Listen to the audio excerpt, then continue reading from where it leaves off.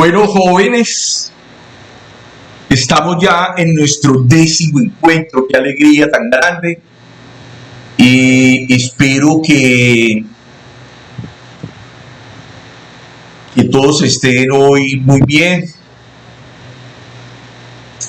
Vamos a tener en cuenta las respuestas que ustedes dieron en el último formulario para hacer algunas aclaraciones muy precisas, muy válidas y muy necesarias.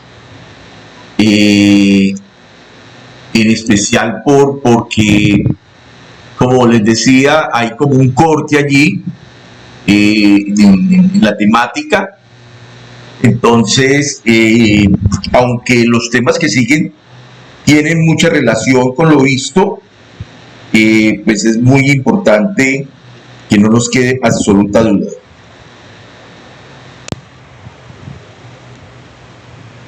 Preguntábamos si el rector de la institución educativa adquirió unos elementos para la sala de sistemas, la chapa estaba dañada, ingresaron los ladrones y se robaron todo. Y entonces nos decía la mayoría, el 66% muy acertadamente, que el rector en ese caso puede ser declarado responsable fiscal, porque él debería cuidar esos bienes como si fueran propios y debió fortalecer la seguridad. Esa es la respuesta correcta. Recuerden siempre, compañeros de este webinar, que cuando hablamos del control fiscal, el que hace la Contraloría, cuando hablamos de responsabilidad fiscal, lo que determina la Contraloría,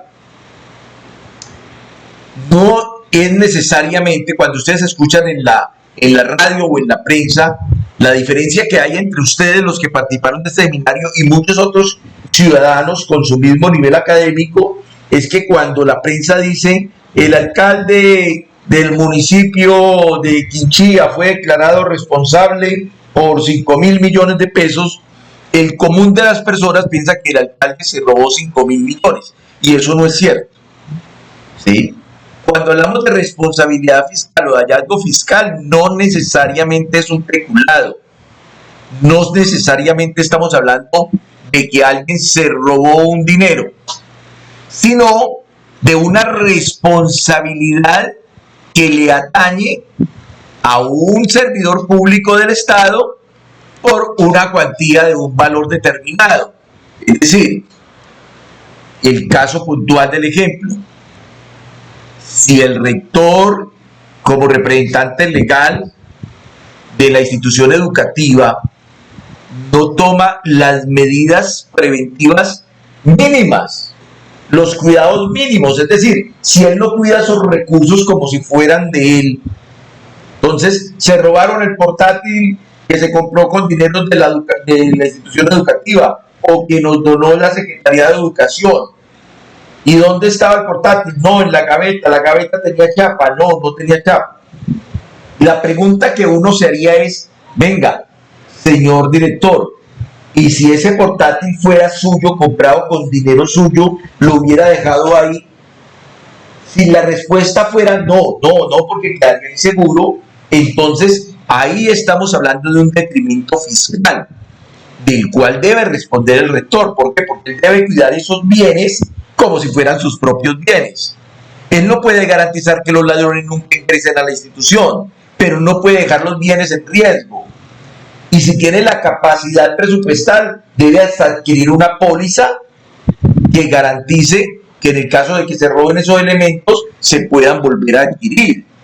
Entonces, allí tenemos que tener clara que la responsabilidad fiscal es la de hacer un buen uso, un buen manejo de los bienes y del patrimonio público, que cuando no hay ese buen manejo, entonces puede ser declarado responsable fiscal. Y como lo vamos a ver cuando ya hablemos del control fiscal, todavía no lo hemos visto, pero son cosas que tenemos que ir dejando ya precisadas, porque cuando vimos la estructura del Estado y cuando vimos la responsabilidad fiscal, en ambos casos tocamos el ejemplo. Entonces, allí ya no puede haber una duda en un futuro formulario. Ok. Preguntamos: José, docente de aula, colocó unas actividades diferentes y difíciles a Mariela para luego acusarla que fuera su novia. Habían tres opciones. La primera, esto debe ser denunciado por el personero estudiantil en la Contraloría, pues se trata de una conducta fiscal inapropiada. El 43.8% marcó esa opción y es equivocada.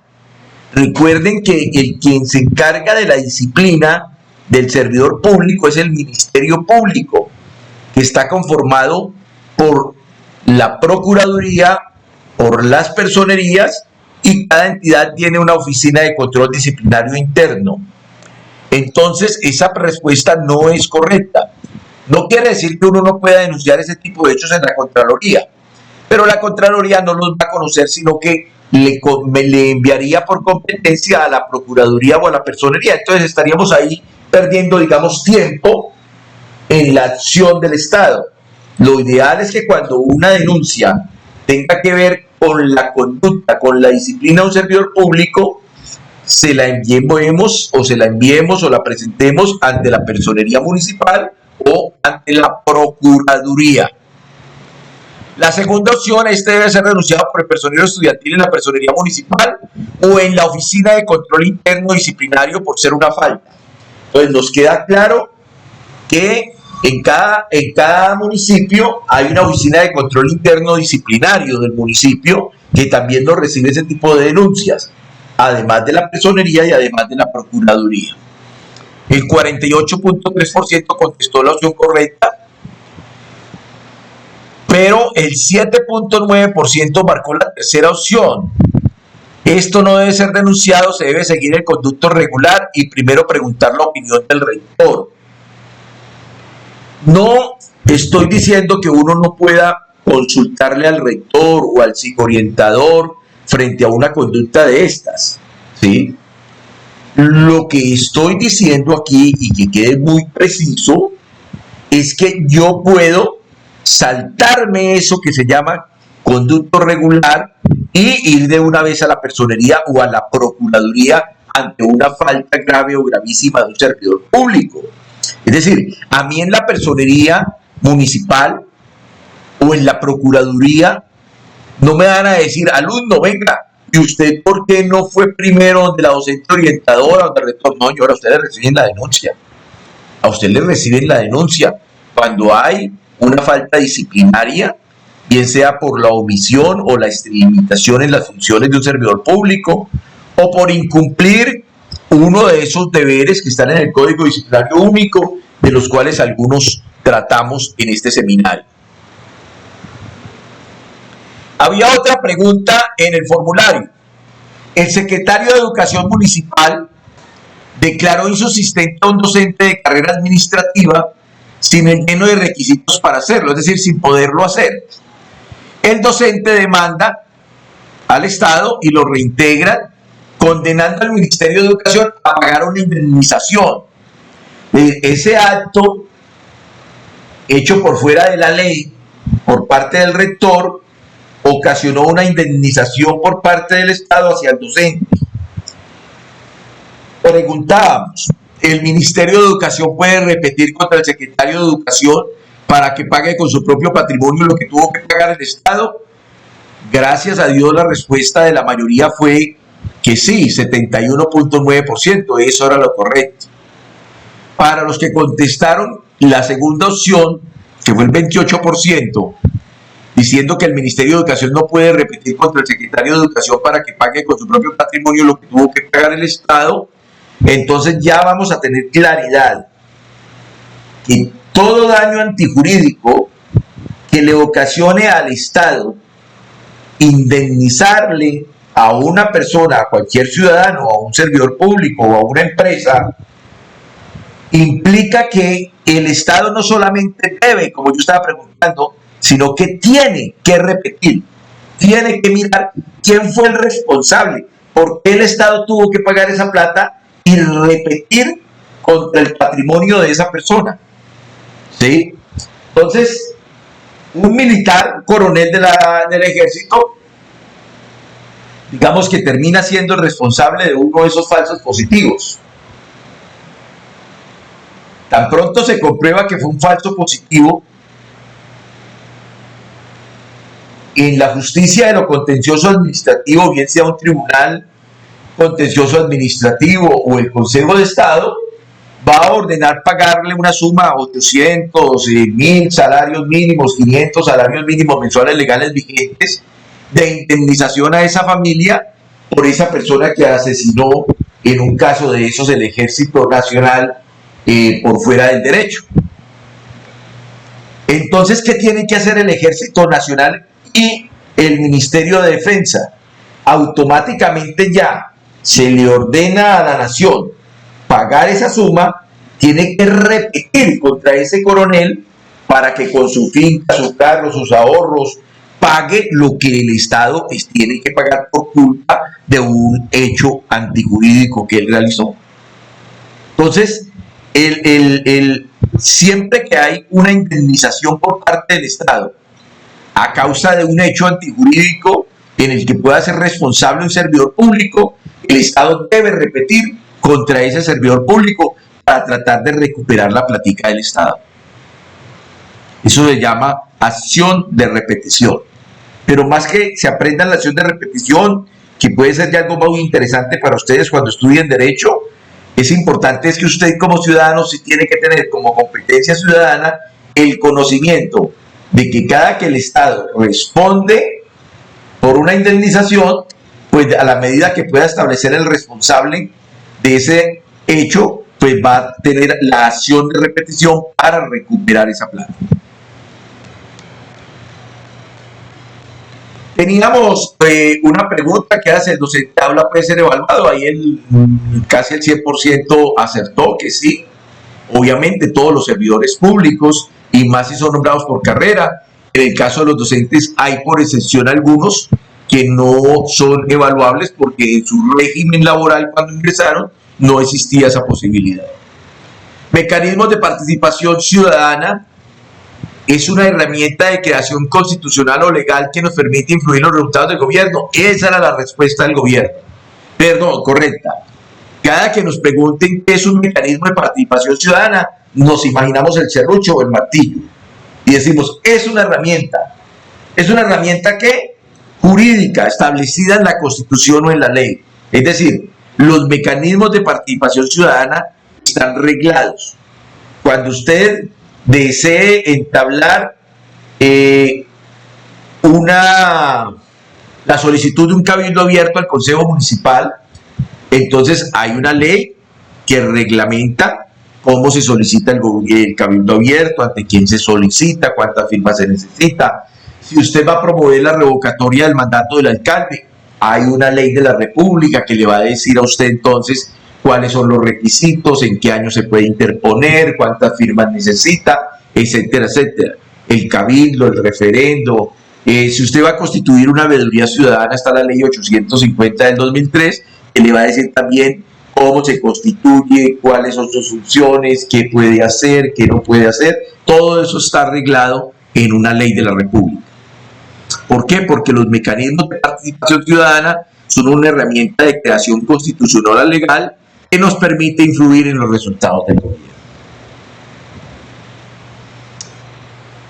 La siguiente pregunta, los espacios de participación. Ya no estamos diciendo los mecanismos de participación, sino los espacios de participación. Y entonces nos dicen, ¿son los mismos mecanismos de participación ciudadana? No. No. El 15% me dijo que sí. No. Mecanismos de participación ciudadana es el serrucho, el martillo, una herramienta constitucional o legal creada para que yo pueda influir en los resultados del gobierno. Mientras que el espacio de participación, muy bien por el 78% que contestó bien, son lugares en la estructura administrativa en los cuales se participa con algún grado de decisión y responsabilidad. Entonces, los alumnos tienen un espacio de participación ¿en dónde? En el consejo directivo del colegio. ¿Sí?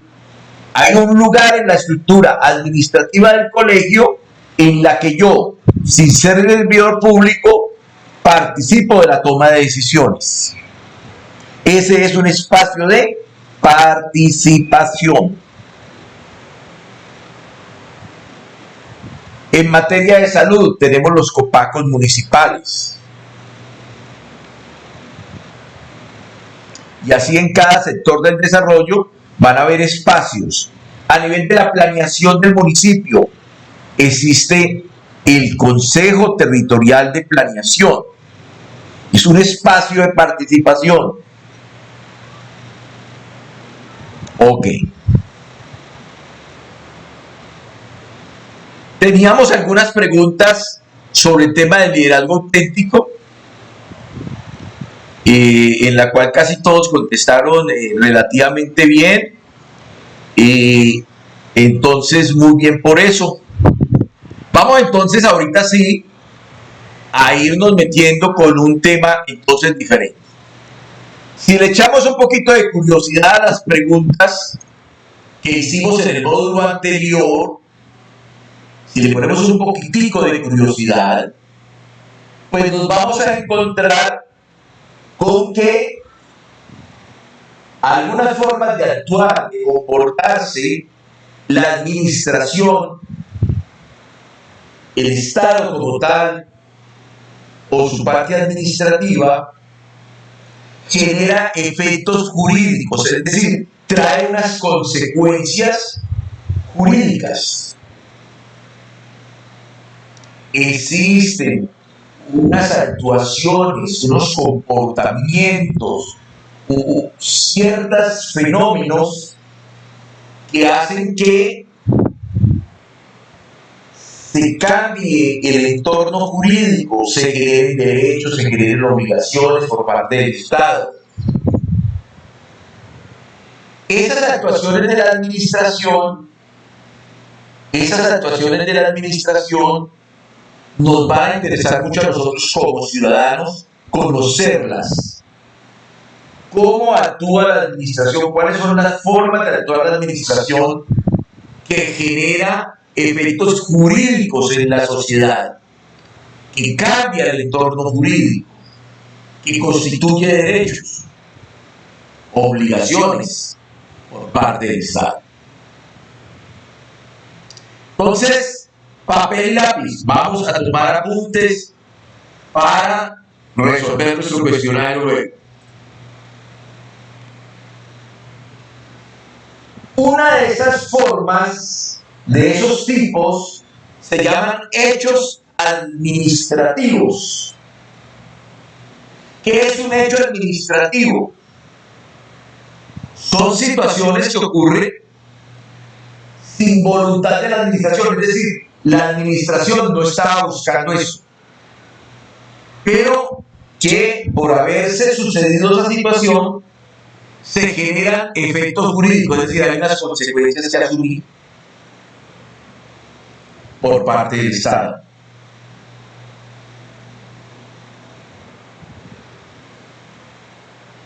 Un ejemplo de un hecho administrativo: el estudiante de un colegio, de una institución educativa, mientras era transportado en un vehículo del colegio viniendo a clases, digamos que algún colegio tenga un bus propio y utilice los recursos del transporte escolar para echarle gasolina, pagar el conductor y finalmente transporte a sus alumnos y los lleve al colegio. Y resulta que hubo un accidente en el cual murieron 3 alumnos. ¿El colegio estaba buscando que esos alumnos murieran? No, estaba prestando un servicio, quería ayudar. Pero eso tiene una consecuencia jurídica. Y es que como el vehículo era del Estado, y como ese transporte lo estaba garantizando el Estado, entonces tiene que entrar a responder por esas muertes. Eso se llama un hecho administrativo. ¿Qué se llama un hecho administrativo? Es una situación que ocurrió y que en ese caso implica que el Estado va a ser condenado a pagar una indemnización. En una institución educativa se derrumbó una tapia y causó la muerte de 5 estudiantes. no se había hecho una señalización ni todas las medidas preventivas para evitar que los alumnos pasaran por allí. Los familiares de los heridos y de los muertos acuden a un abogado, el abogado demanda al Estado y el Estado termina pagando ese daño ocasionado allí. La administración educativa quería que esos niños tuvieran accidentes, fueran heridos o muertos. No, ahí no había voluntad de la administración de que se tratara, jamás.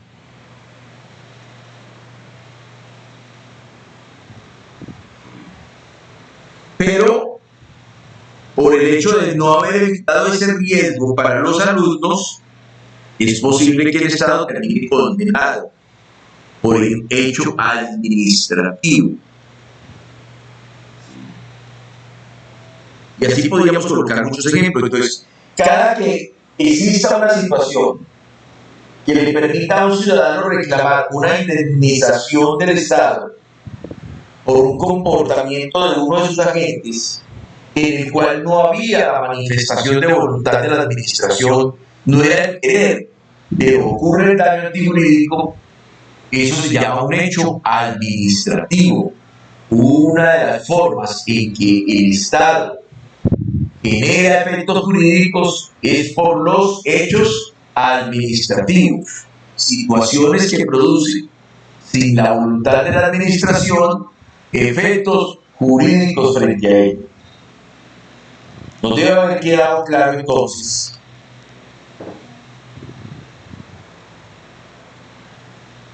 existen también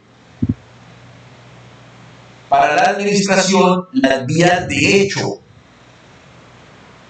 Las vías de hecho. ¿Qué pasa con las vías de hecho? La administración, en una actividad que ejecutó, atenta contra el derecho, contra las normas, contra los derechos de las personas, o contra la libertad pública. Cuando la administración se manifiesta por fuera de la ley, atropellando los derechos de la gente, los abogados decimos que es un comportamiento grosero. Entonces, cuando usted en términos jurídicos o a un abogado le escuche que ese fue un comportamiento grosero de la administración, no está diciendo que aquí se utilizaron palabras soeces, como ocurre en la vida práctica. Cuando ustedes lean que hubo un comportamiento grosero de la administración al momento de dictar un acto administrativo o al momento de ejecutar determinada actividad, entonces decimos, aquí lo que hubo fue una vía de hecho. Es decir, cuando se abusa un poco, digamos, de esa facultad y de esa autoridad de la administración, estamos hablando de las vías de hecho. Por ejemplo, el docente de aula con mucha ira le ordena a un estudiante irse a su casa y que no vuelva jamás a la institución educativa. Allí hubo una actividad material de ejecución dada por un servidor público con cierta autoridad, pero que se constituye en una vía de hecho, porque no le compete al docente de aula expulsar a alumnos de los colegios. Si la falta era tan grave, él tenía que haber escalado eso al comité de convivencia para que en última, en una segunda instancia, el rector de la institución confirme finalmente la sanción de vincular a un joven de la institución educativa. Entonces, ahí estamos diciendo nosotros, señor rector, en nuestra petición, en nuestra carta, en nuestro reclamo, es que se incurrió en una vía de hecho. Hubo una manifestación grosera de la administración. Muy posiblemente el profesor en su descargo diría, yo no fui grosero. No, es que ahí cuando hablamos de manifestación grosera de la administración, no estamos diciendo en palabras soeces, sino contrario a derecho, abusando de la autoridad contrario al derecho.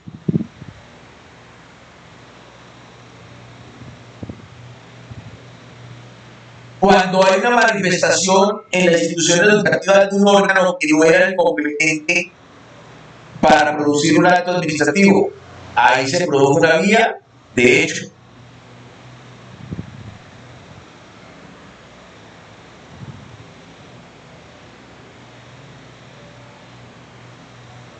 La administración tenía poder para actuar, pero utilizó procedimientos manifiestamente irregulares.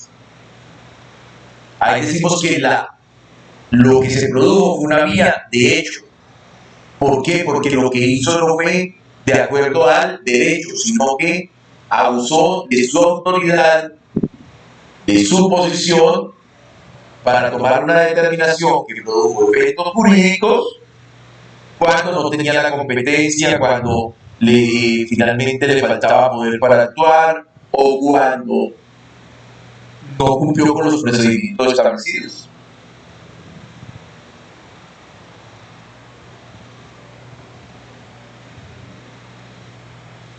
Entonces, es muy diferente un hecho administrativo de una vía de hecho.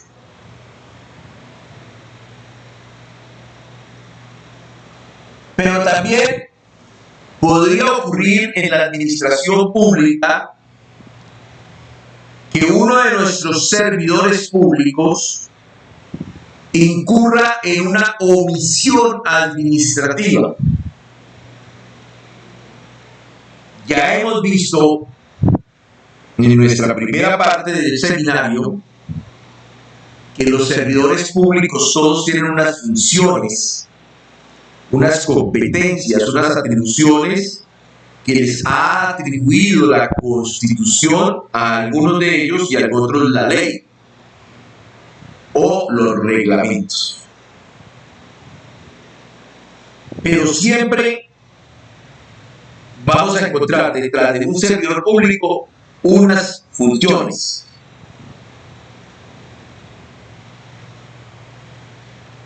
Entonces, cuando se da una abstención de la administración y por abstenerse de hacer lo que le corresponde, eso produce efectos jurídicos respecto a la administración, estamos hablando de una omisión administrativa.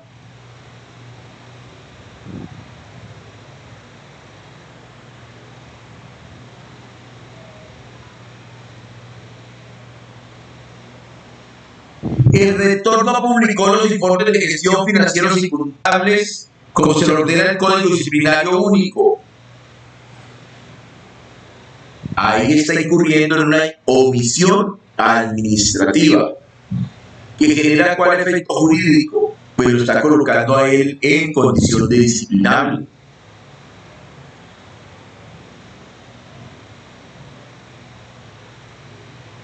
El rector no convocó al consejo directivo cuando debía haberlo hecho. Allí incurrió en una omisión administrativa y eso va a generar efectos jurídicos, como por ejemplo, que ese acto administrativo no tenga valor porque quien lo pidió no tenía la competencia.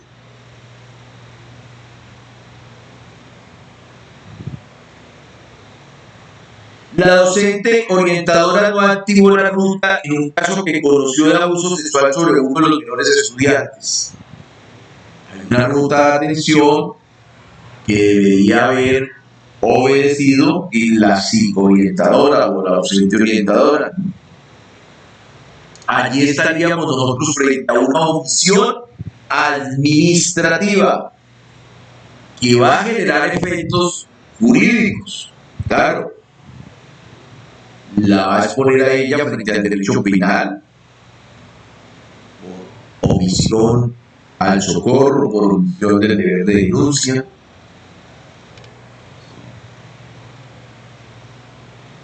Va a revictimizar a un joven que puede ser entonces llegar a la casa a ser otra vez de nuevamente abusado.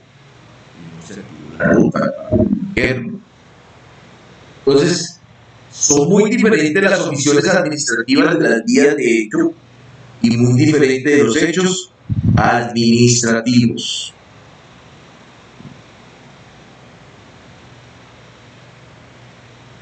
Pero la administración también actúa, produce efectos en el entorno jurídico a través de los actos administrativos. ¿Qué es un acto administrativo?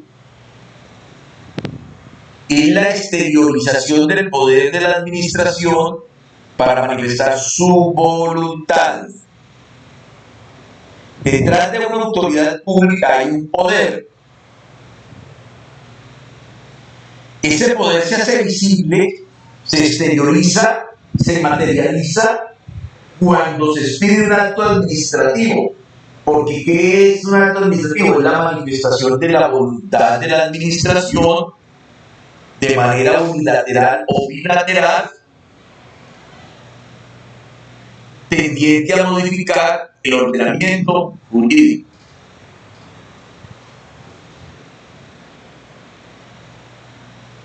Si ese acto administrativo va a producir efectos jurídicos frente a una sola persona para un caso especial y concreto de la persona, estamos hablando de actos administrativos de carácter particular. Y para efectos de lo que vamos a ver en este módulo, de lo que estamos viendo y en el próximo, es muy importante que usted entienda eso.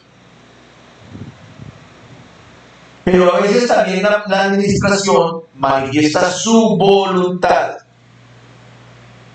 Pero los efectos de esa manifestación de la voluntad afectan en general a todo el mundo. Esos actos administrativos son actos administrativos de carácter general. Existen muchas clasificaciones de los actos administrativos que le interesan a los abogados, pero en competencia ciudadana, lo que por lo menos le interesa a un ciudadano porque marca una diferencia en algo que vamos a ver luego, que es la notificación y la comunicación, es si el acto es particular y concreto o es general o abstracto. Es decir, está dirigido al caso particular de una persona y respecto a ella, o los efectos jurídicos se van a dar frente a toda la sociedad.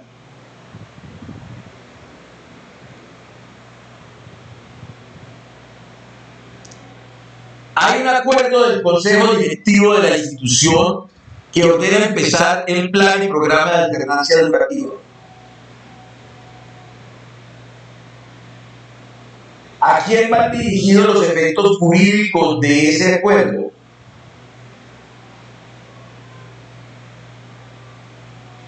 A toda la comunidad educativa, a todos los estudiantes,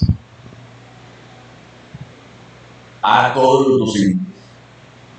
Es decir, que estamos en un acto administrativo de carácter general. Se manifestó la voluntad de la institución por este órgano que es el Consejo Directivo. Se manifestó con respecto a qué? Se manifestó con respecto a que se empiece a partir de determinada fecha la ejecución del programa y plan de alternancia. Acto administrativo de carácter general. El alcalde de Pereira dictó mediante decreto toque de queda de las 8 de la noche a las 5 de la mañana de hoy. Ese es un acto administrativo, claro. Ahí se está materializando el poder que tiene el alcalde para manifestar su voluntad frente a la libre locomoción de las personas en la ciudad. Acto administrativo. Ahora vamos a mirar si es general o particular. Entonces decimos que es general o abstracto porque está dirigido a todos los pereiranos.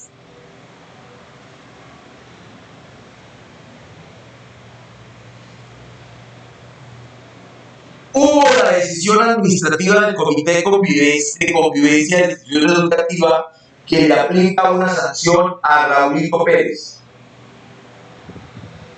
¿Estamos ante un acto administrativo? Sí.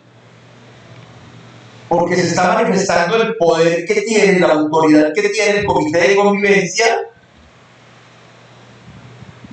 se está utilizando ese poder y autoridad, se está exteriorizando para materializar la voluntad de quién, del comité de convivencia. ¿Y los efectos jurídicos le aplican a todos los estudiantes? No, únicamente a Raúlito Pérez. Entonces ya no estamos ante un acto administrativo de carácter general o abstracto, sino particular o concreto. Ese es un acto administrativo particular o concreto. El acto administrativo en el cual se le aplicó una sanción a un alumno. Pero es un acto administrativo. Pero su tipo es particular y concreto. El diploma de bachiller, ¿es o no un acto administrativo? Sí, claro. Se está manifestando el poder y la autoridad que se le ha conferido a la institución educativa y a la Secretaría de Educación para materializar la voluntad de declarar bachiller a una persona que aprobó ese periodo académico. Pues, mire la variedad de actos administrativos. Una circular, un decreto, una resolución, son actos administrativos.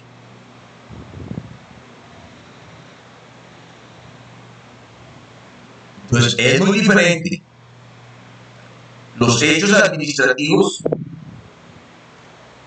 de los vías de hecho, de la omisión administrativa y de los actos administrativos. Pero todas ellas producen efectos jurídicos, cambian el entorno jurídico, cambian la realidad jurídica, generan nuevos derechos, generan nuevas obligaciones, nuevos deberes.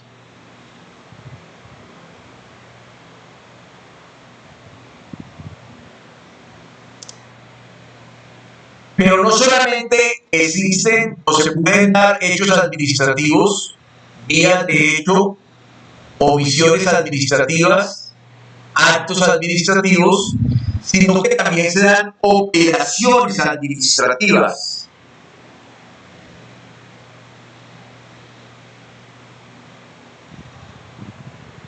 La operación administrativa es algo muy particular.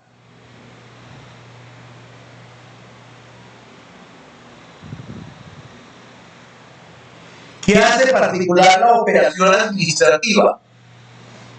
Que en la operación administrativa se reúne un acto de la administración con su ejecución, es decir, se da a la vez el acto de la administración y la ejecución de ese acto.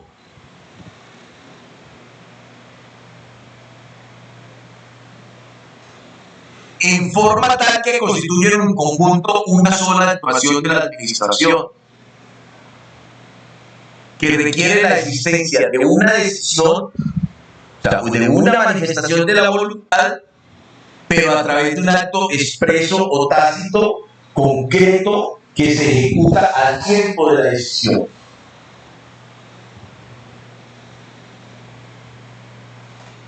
Un ejemplo de una operación administrativa es la matrícula del estudiante. Es una operación administrativa. A partir de ahí se ha generado un vínculo institución-alumno.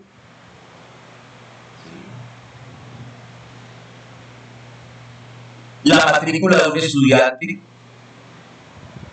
La determinación de incluir a un beneficiario en el programa PAE es una operación administrativa. No es un acto administrativo, porque la decisión y la ejecución se materializó ahí. No requirió un procedimiento para llegar a tomar la decisión, sino que se da todo junto en un solo momento y en un solo acto.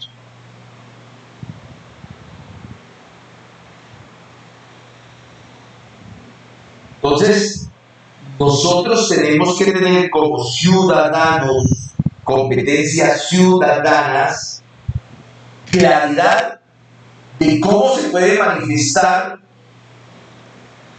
cómo puede actuar la administración pública de tal manera que genere efectos jurídicos.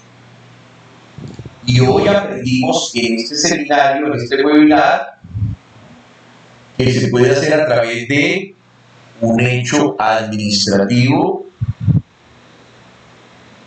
algo que la administración no había previsto, no tenía la intención, no está manifestando tal, sino algo que ocurre y ese, por haber ocurrido, va a generar derechos, ¿sí?, frente a las personas. Entonces va a cambiar el entorno jurídico. Pero aquí no hubo voluntad de la administración, no era el querer de la administración. Simplemente por circunstancias jurídicas, como por ejemplo que el Estado tiene que salir a responder por los daños antijurídicos que no estén obligados a soportar sus ciudadanos. Entonces ahí tenemos un hecho administrativo. Pero aprendimos en este webinar que también se pueden dar vías de hecho. En este caso, el Estado manifestó su voluntad, pero lo hizo de manera grosera. ¿Qué es de manera grosera? Sin competencia, o yendo más allá de su competencia, o haciéndolo por fuera del derecho, ¿sí?, o tomándose atribuciones que no le son. Aquí la administración tomó una vía de hecho. La omisión administrativa. Los agentes del Estado, los servidores públicos, no cumplieron con lo que deberían haber cumplido, no hicieron lo que deberían haber hecho, no se comportaron como debieron haberse comportado. Aquí estamos frente a una omisión administrativa que también puede producir efectos jurídicos.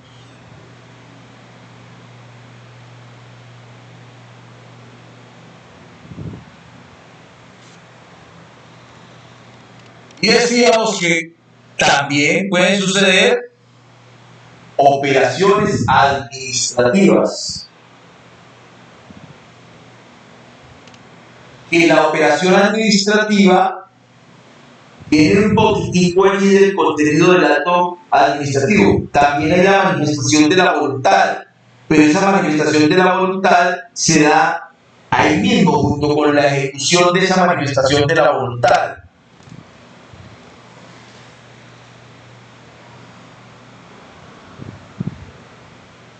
Un mismo efecto jurídico puede ser generado por un acto administrativo o por una operación administrativa. Les voy a colocar un ejemplo.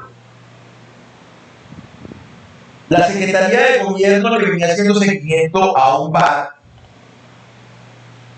en un proceso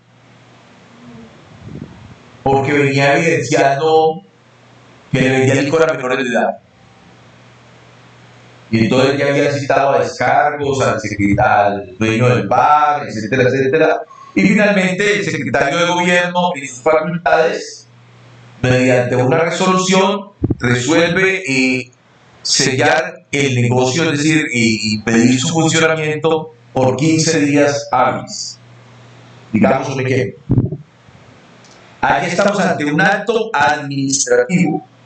Se está manifestando la administración, en este caso la Secretaría de Gobierno, en nombre del municipio X, exteriorizando su voluntad y generando un efecto jurídico frente a un ciudadano en particular, un bar en particular, es decir, un acto administrativo en particular o concreto que ordena el cierre de un establecimiento público. Ese es un acto administrativo.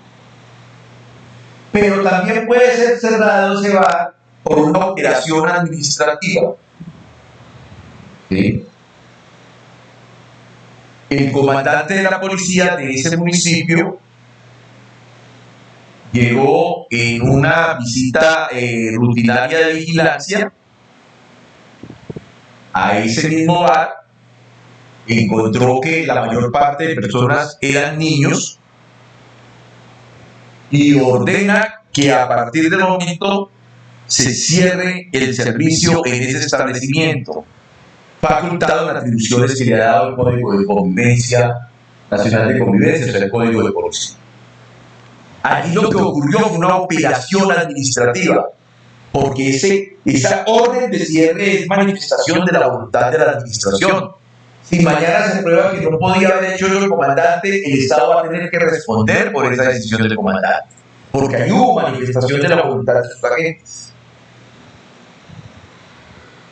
Pero no es un acto administrativo porque la decisión se dio hasta ahí, seguidita de la ejecución. Ahí mismo digo cierre, baje la reja. No un procedimiento, como vamos a ver aquí el procedimiento administrativo, sino que finalmente lo que hubo fue una toma de una decisión seguida de la orden de ejecución en el mismo momento. Esa es una operación administrativa.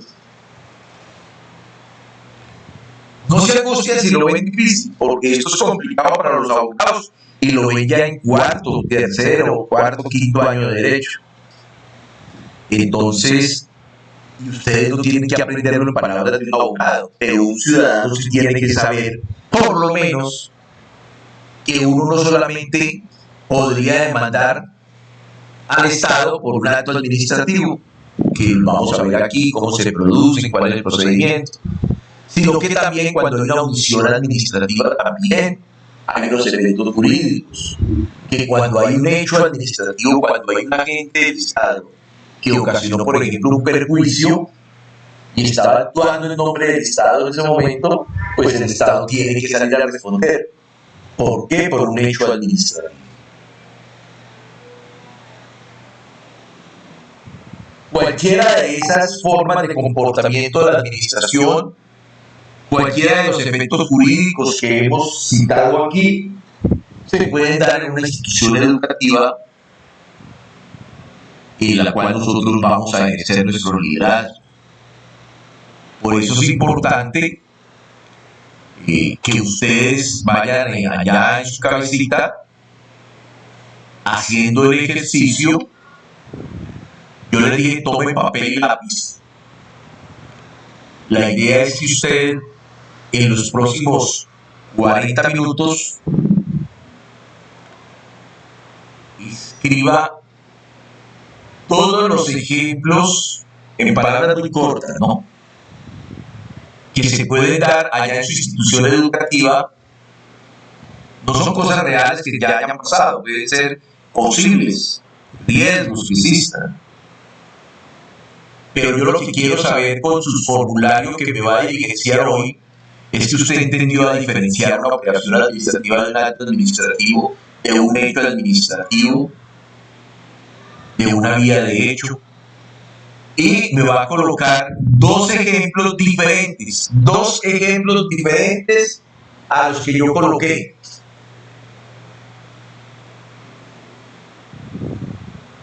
De cada una de esas formas de comportarse, de ese tipo de acciones o de formas de actuar que se pueden dar, que producen efectos jurídicos. Les va a colocar dos ejemplos posibles de operaciones administrativas de institución educativa, dos ejemplos posibles de actos administrativos que expide su institución educativa, dos ejemplos posibles de vías de hecho en su institución educativa. Son ejemplos. No me va a decir, es que en mi institución educativa nunca ha pasado eso. No, son ejemplos. Son ejemplos. Pero lo que yo necesito evidenciar en su trabajo, ya le estoy diciendo cuáles son las preguntas. Obviamente usted las va a revisar en el formulario, va a contestar en el formulario que se le voy a enviar el link. Pero desde ya tiene claridad que usted lo que va a hacer es buscar dos ejemplos de operación administrativa, dos ejemplos de vías de hecho, dos ejemplos de cada una de estos tipos de actuación. Y me los va a colocar allí en el formulario. Van a tener una tarea por primera vez y quizás única, y es que van a buscar en internet el código de procedimiento administrativo, código de procedimiento administrativo y de lo contencioso administrativo.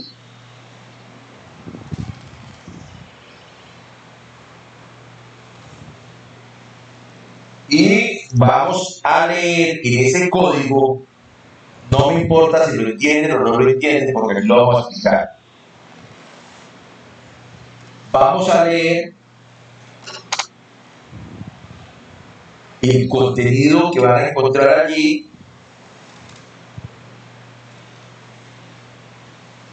en los artículos 1, 2 y 3. 1, 2 y 3. Lo van a leer, van a tratar de entender, no importa si no lo logran. Pero al iniciar el próximo clase voy a enviar un formulario y al terminar voy a enviar otro. En el primer formulario que lo van a llenar, nomás empiece la clase próxima de los próximos lunes, ustedes van a tener unas preguntas sobre el artículo primero, segundo y tercero del Código Administrativo y del Código de Procedimiento Administrativo y de lo contencioso administrativo. También lo pueden buscar como CPACA, C de coco, P de perro, A de abeja, C de coco, A de abeja. Lo buscan por CPACA o por Código de Procedimiento Administrativo y Contencioso Administrativo. Se lee el artículo del 1 al tercero y vienen preparados para que el próximo lunes, iniciando la clase, contesten un formulario frente a esos 3 artículos. Al final del próximo módulo del lunes va a haber otro formulario ya sobre lo que aprendimos ese lunes, que va a ser sobre el procedimiento administrativo. Pero yo necesito que ustedes hagan esa lectura por su cuenta. Necesito que sean muy cuidadosos en dar la respuesta al formulario de hoy. Ya saben de qué se trata. Jóvenes, que Dios los guarde, que sigan protegiendo. Seguimos en una pandemia difícil para la humanidad, que requiere que nosotros tengamos todos los controles necesarios, no por nosotros, por nuestra familia, por los amigos y por el resto de la humanidad. Feliz noche.